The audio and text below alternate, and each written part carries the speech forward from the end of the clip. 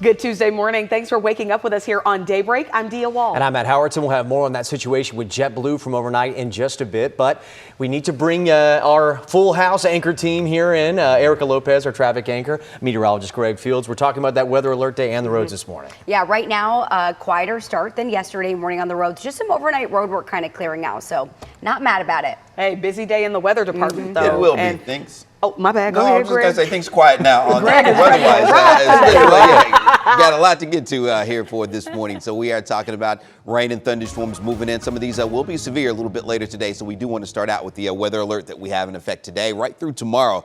This afternoon, especially heading on into Wednesday morning, the main time frame that we're going to see the strongest and severe storm. So we are talking about the heavy rain will be possible, although flooding. This may be a pretty fast-moving system. So the quarter golf ball size hail, a big concern. Some 50, 60 mile per hour winds, and that tornado threat is there as well. So we'll be assessing the situation, obviously, as we get more updates throughout the morning, but make sure you stay updated as we continue to update the forecast here as we go through the day. So we'll start out with a few showers maybe around lunchtime as we look at that timing as we get into the late afternoon and evening. That's when the widespread rain and storms and that severe weather really does ramp up as we head later into the evening, early overnight hours. So definitely just be aware of that as we've had a quick look at the timing, and we'll break this down a little bit more for us as we come up here in just a few minutes. But 72 degrees, very warm, muggy out there for you this morning. Those gusty south winds, 15, they're gusting up over 20 miles per hour. So a very warm, muggy start. Again, a few stray showers that we may see here this morning between now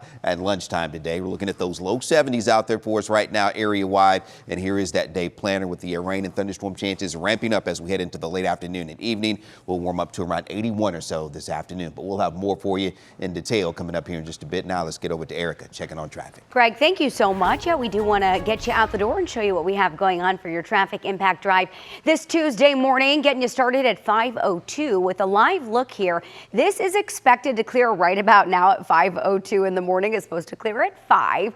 This is 820 and Beach on the eastbound side this morning in Tarrant County. This is just a little bit east of 35W, and it looks like construction crews just need to clear things out. So hopefully I'll keep an eye on this. Hopefully we see it clear within the next few minutes here, just running a couple minutes behind schedule. I-30 in Grand Prairie, though, quiet this morning at Beltline. No issues to report. And travel for you across Collin County, 75 and 15th Street in Plano looking good. That's where that road work closure is on that, again, eastbound side of 820 in Tarrant County. But the rest of North Texas, green, quiet start out here elsewhere. Dia. All right, Erica, thank you. Our team will be here all afternoon and evening tracking the weather for you. So take a minute right now. Go ahead and download WFAA Plus. You can stream live radar so you know what to expect outside your door. It's totally free. We're going to pay for this. We're going to pay for the choices of other people because, you know, that it is what it is. So we got to drive, we got to work. You can hear the frustration at the gas pump as oil prices swing. So does the cost of fuel. It's clear the war in Iran is beginning to impact everyday American life. We'll get into the latest from the White House on what could be next in the conflict. But first, Chris Sadeghi has been watching the markets overnight. He joins us now to talk numbers and why shifts like this matter so much in a state like Texas, where oil and gas really drive the economy. Chris. Yeah, Matt, just how high will they go? That is the question at the pump as we saw the average price for a regular gallon of gas in Dallas rise 16 cents just from yesterday. I can tell you here at Fuel City, $3.19 a gallon, a pretty good price when you take a look at these AAA gas prices. The update we got today compared to yesterday, up across the board. Larger increases here in DFW compared to the rest of the state and country, topping out at $3.35 a gallon in Dallas. But we are still below the national average, which has reached $3.54. But the surge in oil prices took a very sudden drop late yesterday from $120 a barrel down to about $90 a barrel. A quick reaction to President Trump saying the war could end sooner rather than later, and that the U.S. could take control of the Strait of Hormuz, which is a shipping route for 20% of the world's oil. We're putting an end to all of this threat once and for all, and the result will be lower oil prices, oil and gas prices for American families. And the financial markets did get a late boost yesterday after the drop in oil. The price after it fell. So we will take a look at how things change today. I can tell you, I just checked the future markets, and those markets are edging up slightly. Matt and Dia, back to you. All right, thank you so much, Chris. Right now, a lot of Americans are watching and waiting and hoping this war finds its way to an end. At the start of the week, the president weighed in on where the conflict stands and also what could come next. Natalie Haddad now joining us in studio after listening to that press conference from the president. And Natalie, the bottom line, does the president think there is an off-ramp to this conflict? You know, simply put, Dia, there's some mixed messaging here because President Trump is walking back his initial timeline for the war. It's causing some confusion within his own administration. Yesterday, the president said he believes the war is, quote, very complete, but about an hour earlier, the Defense Department posted online that the war was only just beginning. So again, this mixed messaging comes as the U.S. and Israel hit hundreds of new targets across Iran. U.S. Central Command releasing new video of the strikes. President Trump says the U.S. has now hit more than 5,000 targets and 50 Iranian vessels. He also says some key targets have been left alone for now. Left some of the most important targets for later, electricity production and many other things.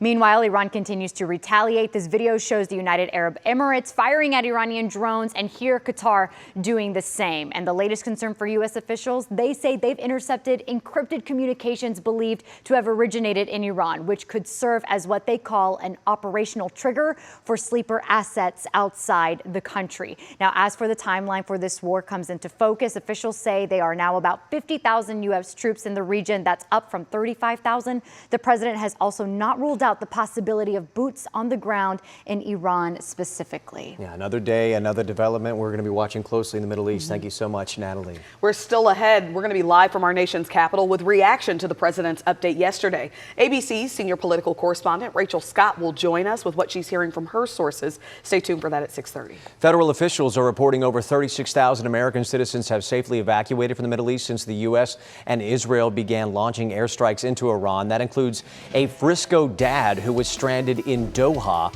Ryan Blackman works internationally in India, but on his journey home, his connecting flight in Doha was canceled because of the threats in the region. That's in Qatar.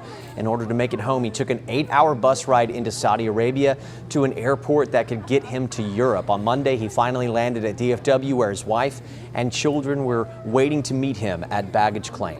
You can check out more stories like this in Long Story Shorts right now on demand on WFAA+. And remember, it is a free download right now.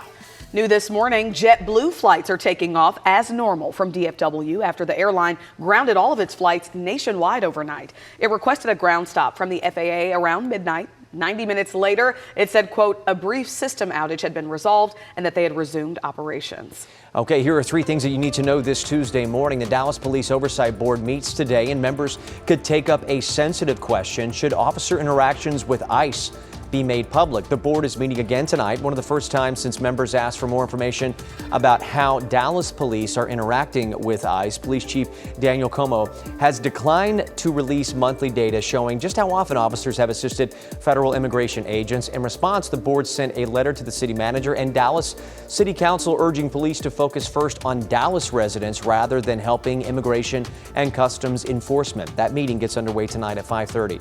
Today could be Dr. Karen Molinar's final board meeting leading Fort Worth ISD. Molinar and school trustees are meeting this evening at 5:30. Last week, the Texas Education Agency announced that she would not be the superintendent as it moves forward with taking over the district.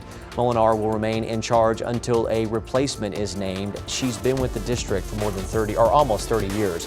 In Arlington today, the big race starting to take shape. The trucks carrying the Indy cars arriving today for this weekend's Grand Prix, unloading the machines that will soon roar through the entertainment district there. At least 24 drivers set to compete in Arlington's first Indy race. It's going to be a super fun time, and that kicks off this weekend. I am so excited about that, Matt.